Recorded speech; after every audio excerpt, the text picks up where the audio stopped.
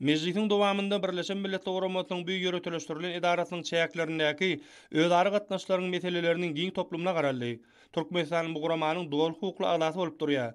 Şeýlegem hyzmatdaşlygyň şol sanda döwletimiz tarapyndan milli gymmatlarmydy, UNESCO-nyň adamdadyň maddi däl medeni mirasynyň sanawyna girmek boýunça teklipleri bilen baglykda hyzmatdaşlygyň geljeki urlary keskitlenildi.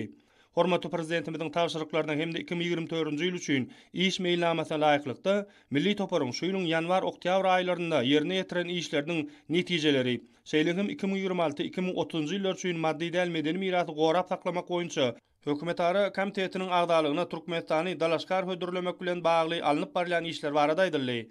Bellenşýäli üstünlükli durmuşa geçirilen bilelikdäki taslamalar bu gurama bilen netijeli gatnaşyklaryň esasyny düzýär. Ýurdumyzyň UNESCO-nyň bütün dünýä mirasynyň hem de adamdadyň maddi däl medeni mirasynyň görnükli nuskalarynyň sanawyna girdilýän hödürnamalarynyň sanynyň artmagy munyň aýdyň subutnamasydyr.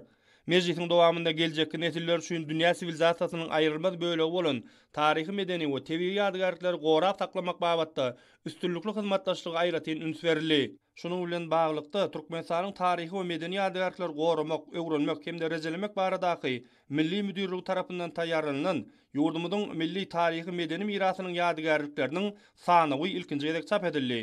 Bundan başga da Türkmenistanyň UNESCO-nyň iri bölümlerinde eýleýän oruny putalandyrmaň, halkara ylym hyzmatdaşlygy giňetmeň meseleleri barada pikir alşyldy.